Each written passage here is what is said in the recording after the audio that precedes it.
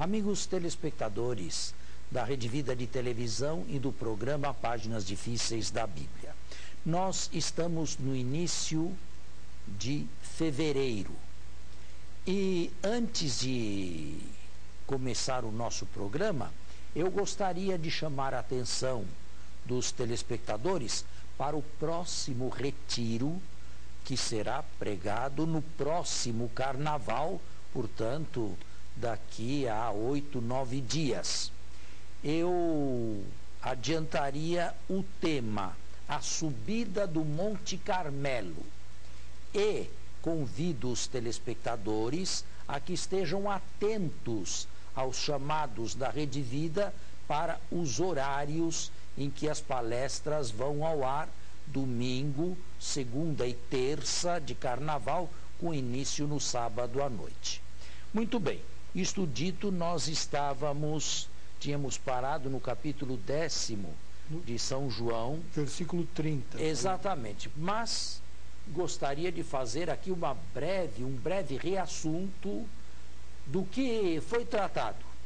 Nesta primeira parte do capítulo 10º, Jesus se apresentou nas vestes do bom pastor. Eu sou o bom pastor. Mas logo a seguir, duas perguntas foram feitas a Jesus.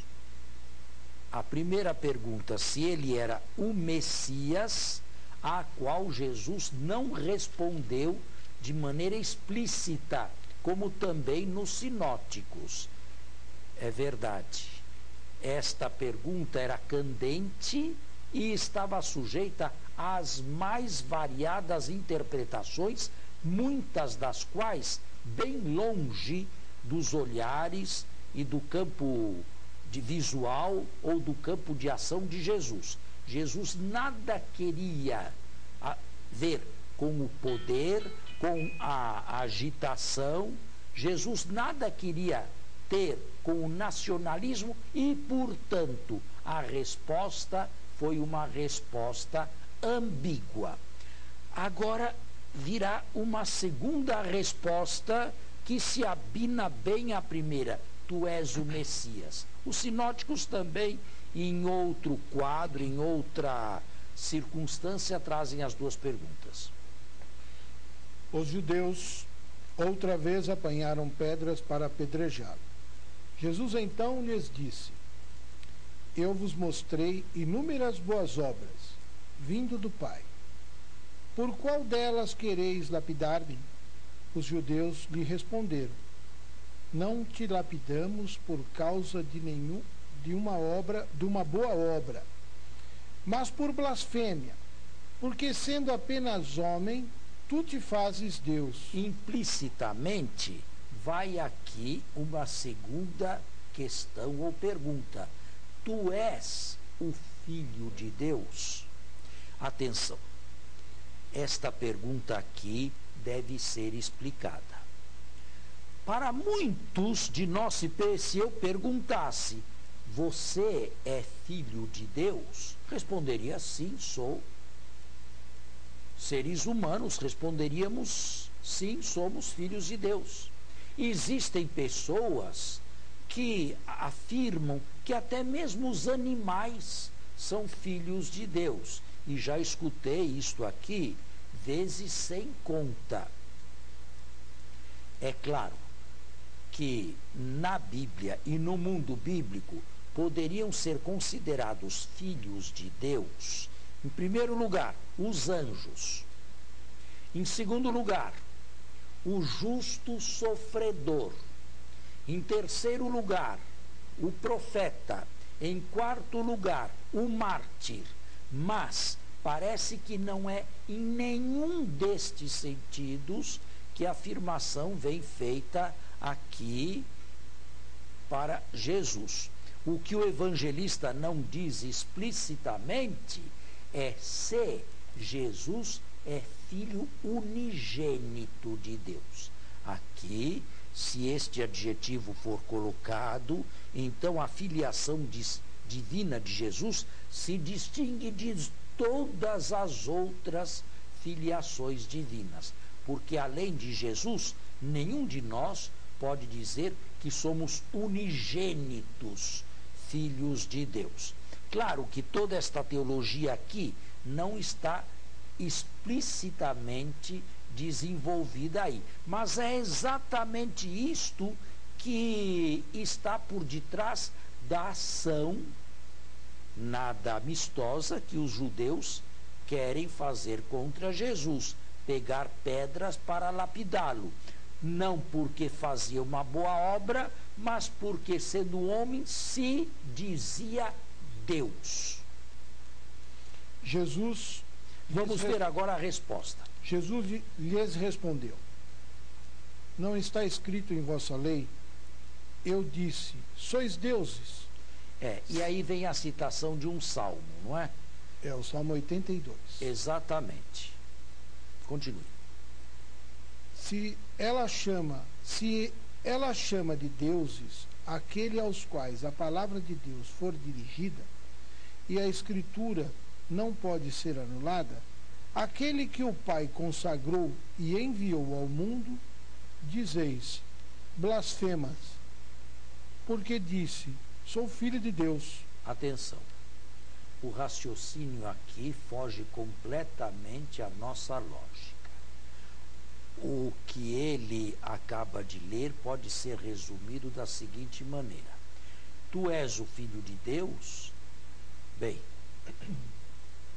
ou então, nós queremos lapidar-te, não porque realizaste uma boa obra, mas porque, sendo homem, te fazes Deus. Ao que Jesus replica com o Salmo 82, não está escrito na vossa lei, eu vos disse, vós sois deuses.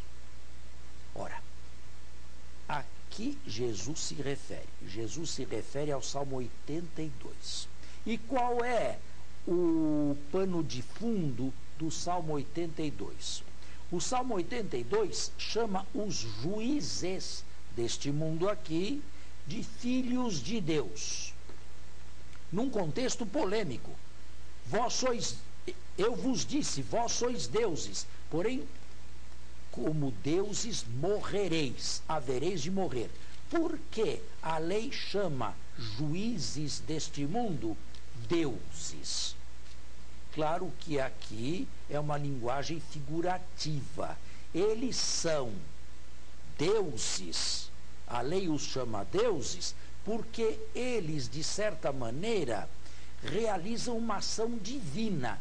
Quem julga alguém neste mundo, quem profere uma sentença contra alguém neste mundo, de certa maneira, incoativamente está imitando Deus. Porque quem pode, em definitiva, julgar alguém e sentenciar alguém, senão Deus? Ora, se os juízes no tribunal ou nos tribunais já antecipam esta ação, eles antecipam algo de divino a ponto de a lei os chamarem deuses. Mas a pegadinha, vamos chamá-la assim, numa linguagem, digamos, mais popular, em que não se trata de chamar alguém de Deus com D minúsculo, e é isto que está no Salmo. Eu vos disse, vós sois deuses, mas com D minúsculo.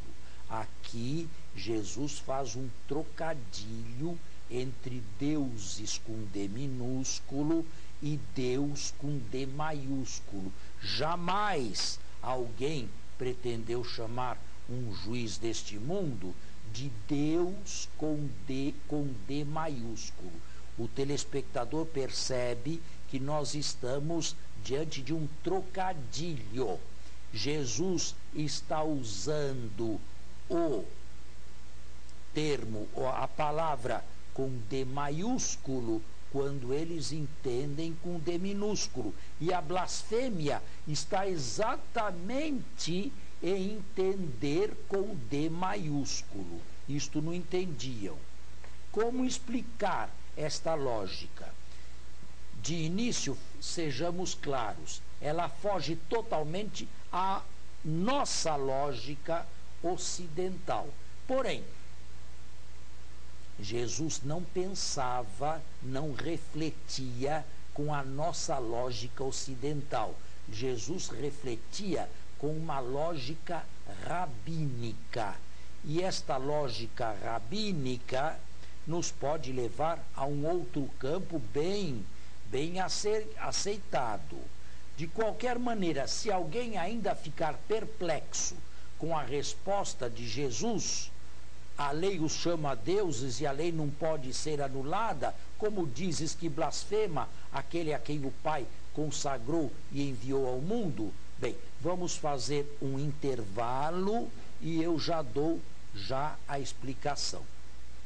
Meus amigos, terminei o primeiro tempo dizendo que aqui Jesus usa uma lógica que nos foge por completo, a lógica rabínica, e usa de um trocadilho. Se alguém, no entanto, continuasse perplexo com o modo de Jesus argumentar, eu diria que nós estamos aqui na presença de um argumento que pode ser entendido a minori ad maius, do menor ao maior. Agora fica mais simples. Se a homens mortais, embora juízes, a lei os chama deuses, a minori ad maius, do menor ao maior, quanto mais deve ser chamado Deus aquele a quem o Pai consagrou e enviou ao mundo. Fica mais claro? Sim. Agora o argumento é do menor ao maior. Se os menores já são considerados divinos por causa da citação do Salmo e da Escritura, quanto mais aquele único que o Pai consagrou e enviou ao mundo. Agora pode continuar. Será que eles entenderam isso lá naquela época, Naquela época, bem, eu devo fazer a distinção, não é? Naquela época, nos anos 20, esta questão não deve ter sido posta tão claramente nesses termos. Na época em que foi escrito o texto, nos anos 90, bem, já se tinha uma cristologia bastante alta e bastante avançada, não é? Podemos dizer que ela já tinha sido analisada pelo evangelista, então. Já, a ponto de já poder ter dito, eu e o Pai somos um só.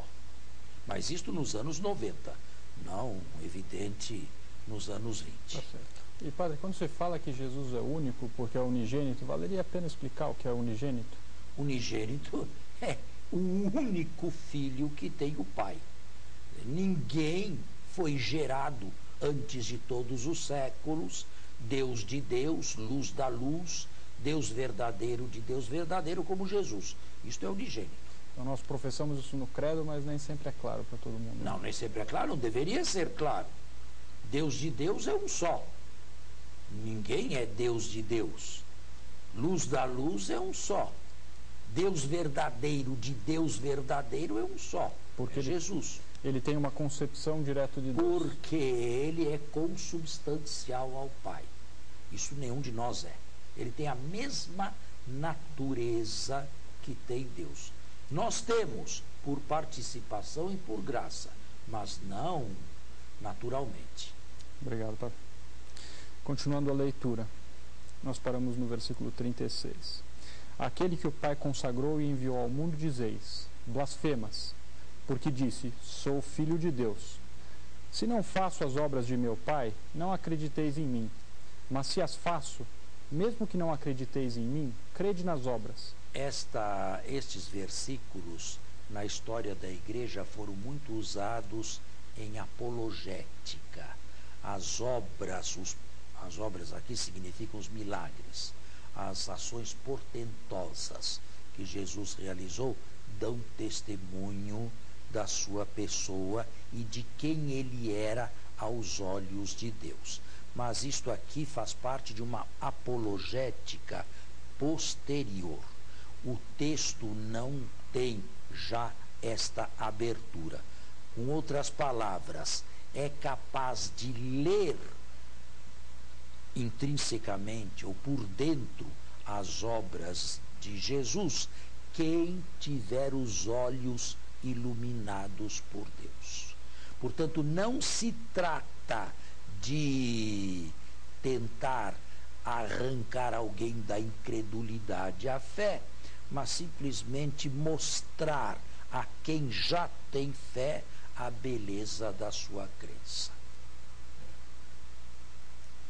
Crede nas obras, a fim de conhecerdes e conhecerdes sempre mais, que o Pai está em mim e eu no Pai. O Pai está em mim e eu no Pai.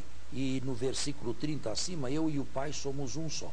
São versículos como este que provocaram mais tarde, no século IV, no Concílio de Niceia, a doutrina trinitária da consubstancialidade do Pai e do Filho. Porém, há uma diferença.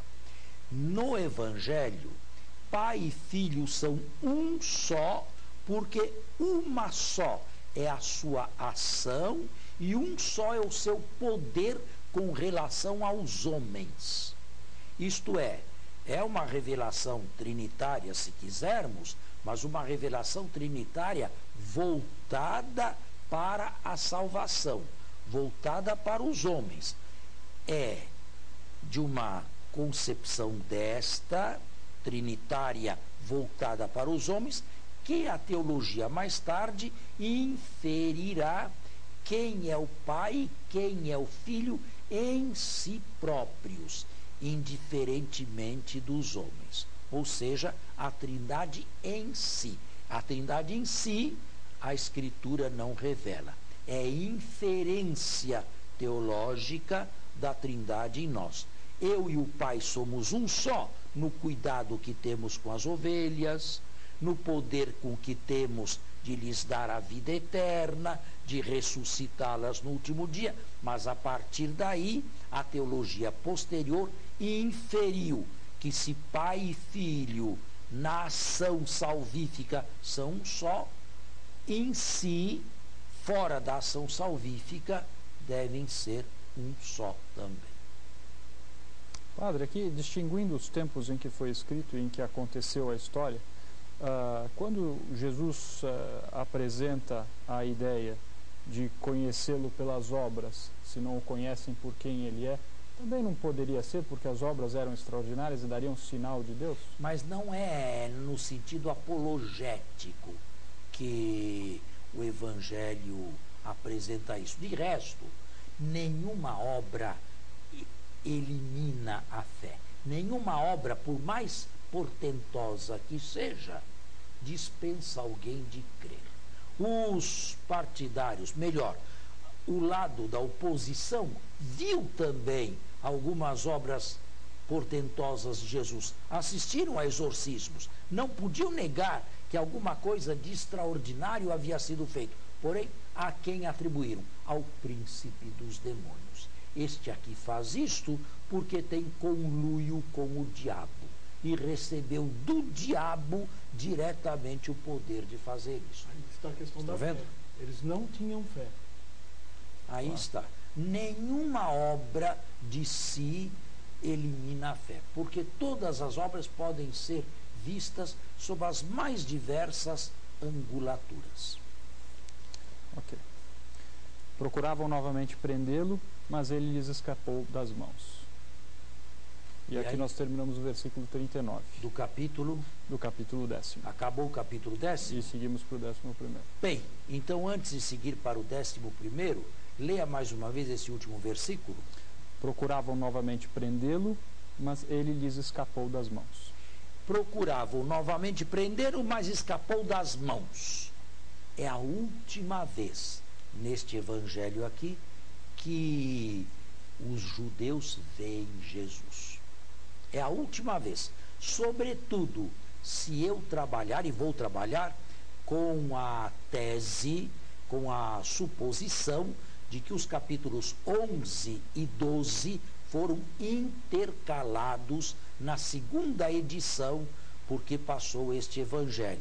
Se do final do capítulo 10 nós passarmos para o capítulo 13, bem, Jesus está só com os seus. e só vai novamente aparecer em público quando Pilatos o chamar, já flagelado e coroado de espinhos, e mostrar à multidão: eis o homem, ecce homo. E todos gritarão a uma: crucificai-o. Até então, Jesus está desaparecido. E é forte este episódio. Estes que procuravam matá-lo, agora vão se ver privados para todo sempre da presença de Jesus, o único que trouxe a luz ao mundo. Mas preferiram as trevas à luz. O nosso tempo está encerrado. Nós devemos encerrar também o nosso programa. Muito obrigado. Não se esqueçam do próximo carnaval e do nosso consueto e habitudinal retiro. Muito obrigado, até lá. Muito obrigado. Boa noite, bom dia e bom domingo a todos.